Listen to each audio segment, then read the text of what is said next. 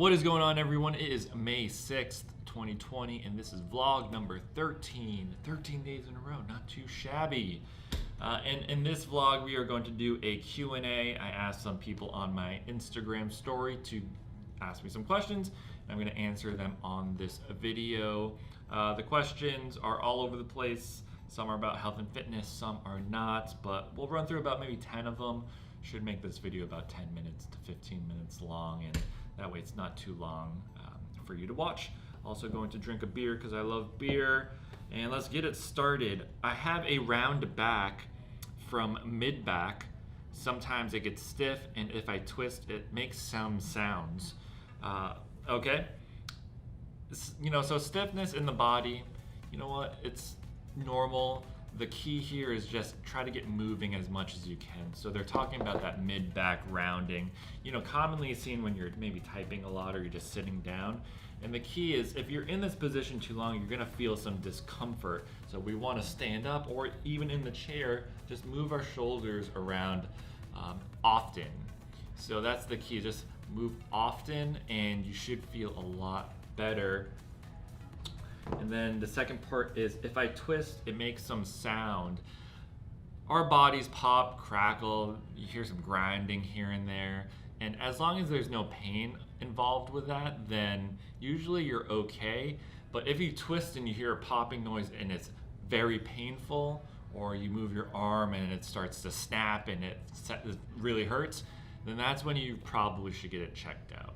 All right, so you hear noise, no pain, probably not that big of a deal. You hear popping, noises, and you feel pain, then go get it checked out. And if you're just concerned in general, just go get it checked out even if it doesn't hurt you, just for ease of mind. Let's go into the next one. I have weak wrists and ankles. I'm 27 and it's aching like a mother effer. Any tips to remedy this?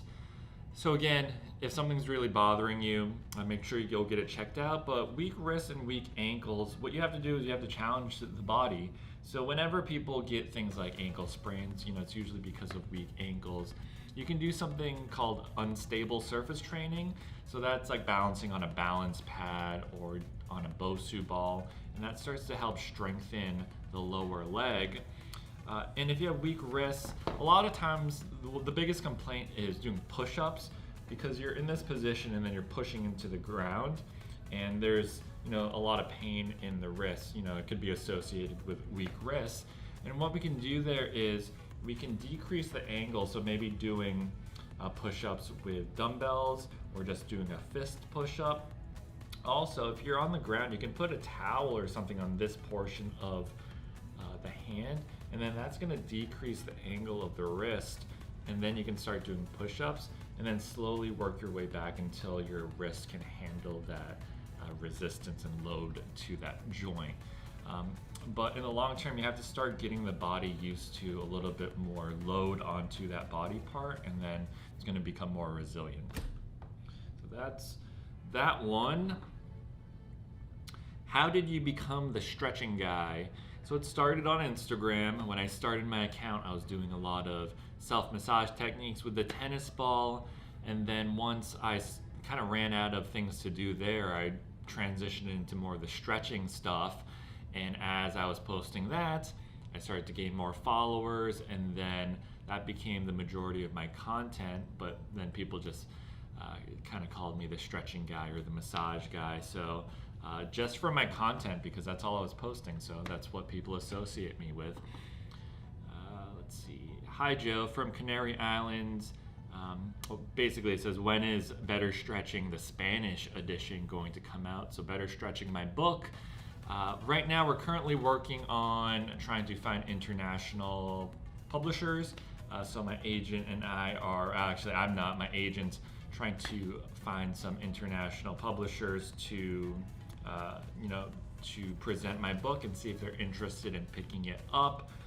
Right now it's a little weird because of COVID and the pandemic.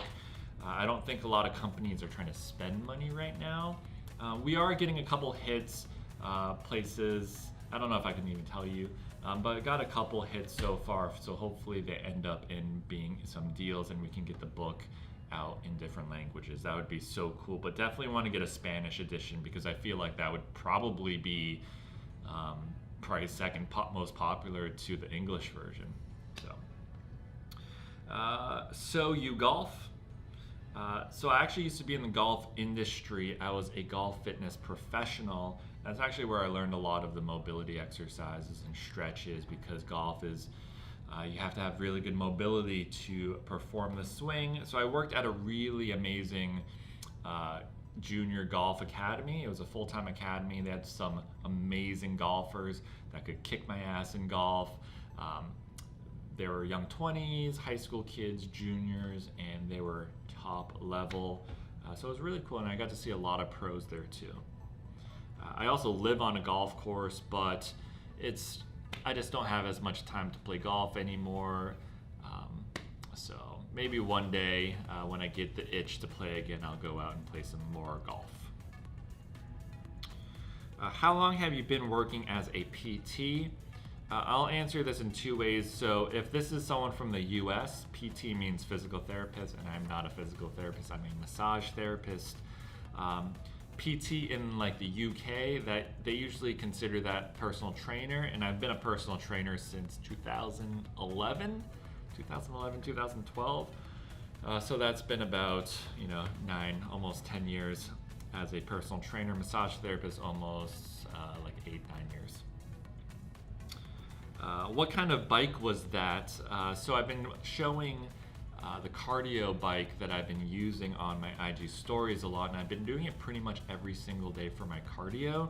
And it's a Schwinn Aero, Schwinn, I almost said Aero Time, that's the thing in Wolf of Wall Street.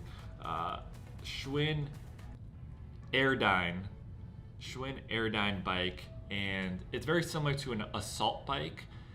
And it's got a fan. I mean, it is tough, which is why I got it, because it really just gets you pretty much just thrashed in potentially a couple minutes, gets your heart rate up, and it is brutal for cardio. So I kind of like it. It's weird. It's like I hate it, but I love it. But I'd rather do that than like run. How are your workouts going? So I've been watching the vlogs, I've been showing a little bit of my workouts, and I've probably been at it for about 6 weeks consistently, and they're going great. I always thought it would be a little bit tougher to work out at home. I always felt like I had to go to the gym to get motivated, but I've actually been really good doing these home workouts. I guess the only tough issue is getting enough resistance on certain exercises, but it makes me concentrate on the exercises that I struggle with. Like pull-ups and a lot of the core work and the banded work. So it's really good. I'm trying to work on my weak points right now, so when everything does open up, if it does, I can go to the gym and I'll feel a little bit better doing some of the exercises there. How to breathe while stretching.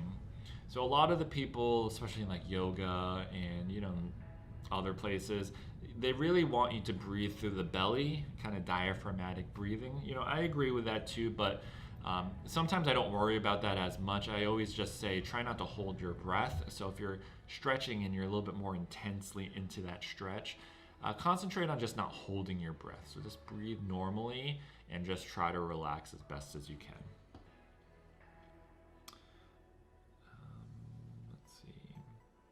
Someone wrote, are you going to share the vlog on how you edit videos for social media? So I actually posted that already. So if you're interested in seeing what it looks like, or what it looks like when I'm editing kind of the classic look of my Instagram posts, then it's one of my vlogs already. Let's see.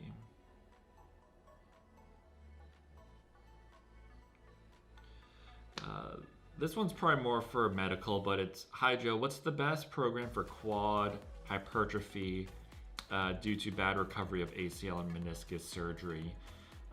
So I don't do like direct rehab after surgeries, but I did work as a trainer for return to sport, which was a lot of soccer players coming back from ACL injuries, and we had to really work on getting, that injured leg, injured knee to try to equal in strength or come at least close enough to the opposite side.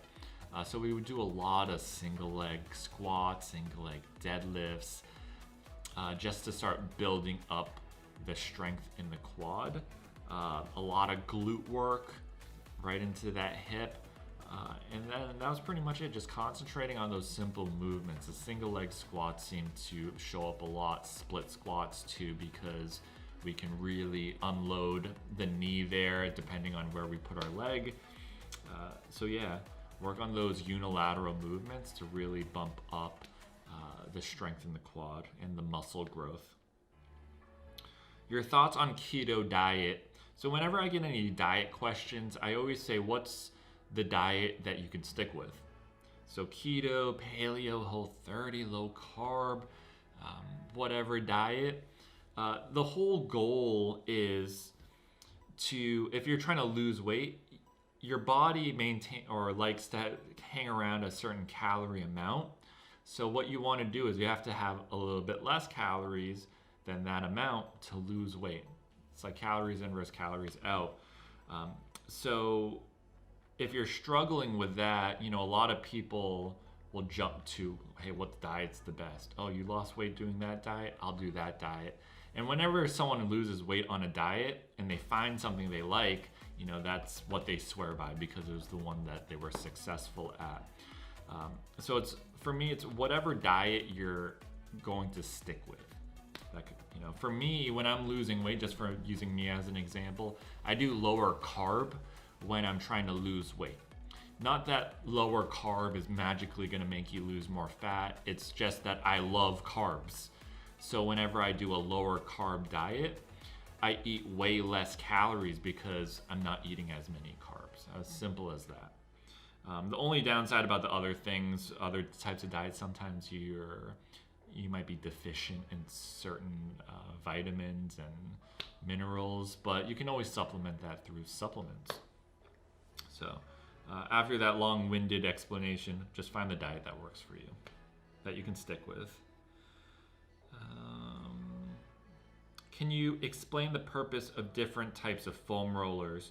So they all foam rollers work the same way, and they all just have different kind of like a different aspect to it. So it could be just the firmness, it could be soft, medium, hard, it could have bumps, it could be smooth. They all technically do the same thing. It's just going to give a different response to your body. It's just going to feel different on your skin. And some people like firmer foam rollers, some people like softer foam rollers. So just again, it depends on the person's body. So literally whatever one feels the best for you, pick that one. Let's keep it going. What was your first job? So my first job was at a Embassy Suites, working in the breakfast area, the dining room. And it was during breakfast time. They had a buffet, so I would change the food out. I would bust the tables, maybe do the random room service. That was pretty much it. Woke up at like 4 a.m., got there like 4:30, got out by noon. Yeah. What do you think is a reasonable amount of time for a workout routine? Back in the day, I used to do long workouts, probably because I had more energy, I had more time, and I was doing more bodybuilding workouts, so it was just about just destroying each body part for hours. Now I keep them to 45 minutes to like max an hour. I think I'm a little bit more efficient that way, and as long as I'm not on my phone and my rest periods I'm actually going by my rest periods, I can finish in plenty of time. So about an hour for me is good. What do you use wheat pasta? Oh no, sorry. I can't read right now. Do you use wheat pasta, and what do you think about spinach pasta? I'm a fan of just regular pasta. I like white rice, I like regular pasta. Any variation of those, I'm not like a huge fan of. It just doesn't taste the same. So I'll eat it, but it's not what I prefer. After 15-20 mile mountain biking, is it good or bad idea to do a stretching session? it could be great. So whenever you do stretching after a workout, the great thing about that is stretching helps calm your body down. So it kind of brings the heart rate down, it gets you relaxed a little bit, and that's what you want after an intense workout. So that's probably the number one reason why I actually really like to stretch after workout. It's almost like you can wind down and then you just feel a little bit looser too. Why did you pick a bike for cardio? And they wrote, trying to decide what to get myself. Again, going back to the Schwinn Airdyne bike. I chose that type of cardio because I've done it in the past, and it's really good if you want to do sprint type of work where you don't want to spend too long of a time on a piece of cardio machine, but you can get that really intense workout, basically just stationary right there. I'm not a huge runner. I did Orange Theory for a little bit and I got really good at running, but again, I don't know, I'm just not a huge fan. I don't have room for a treadmill either. The Airdyne bike, I bought it used. It's a lighter, it's probably like 80 pounds, 80 to 100 pounds, and put it over on my balcony over here. And I can do like sprints on it, where if I wanted to do sprints running, it's got the treadmill, or I would have to go outside, and it's just a little bit of a hassle, especially with the self-isolation stuff, because I got the Airdyne bike right when lockdown happened. It was just very convenient. You know what? And that's pretty much it for the questions. There are a couple other ones, but I don't think they're gonna apply to too many other people. So I think that's it for today's vlog. Hopefully, I'm assuming that was probably like 10 to 15 minutes. And that is it for today's vlog. Vlog 13. And I will see you tomorrow for vlog 14. Good night.